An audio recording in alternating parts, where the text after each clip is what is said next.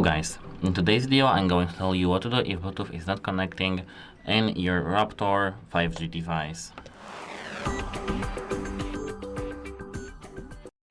Yes, I'm talking about the iiiF150 device. Don't worry, it's this one.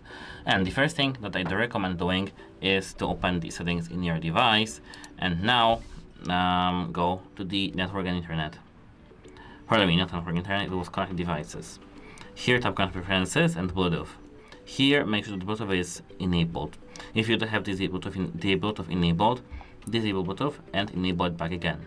Then go here, go back, and now here, if it still doesn't work, you need to go to your device, unpair it, and then tap pair your device and pair your device back again with your device. If it still doesn't work for you, you need to restart the phone by holding the power button and clicking restart, and restart or reset your Bluetooth device. If it's speaker, if it's headphones, if these are earbuds, any other Bluetooth device, if it doesn't work, you need to either factory reset it or just restart it. If this is some JBL device or any other, you can try checking our channel to know how to do a factory reset of this device. Now we have our phone turned on.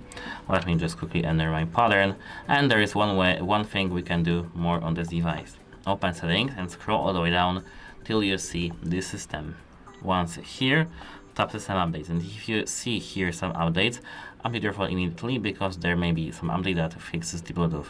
If it doesn't work for you, you need to contact device support because your device may be broken. And that's it. Hope it helps you, and goodbye.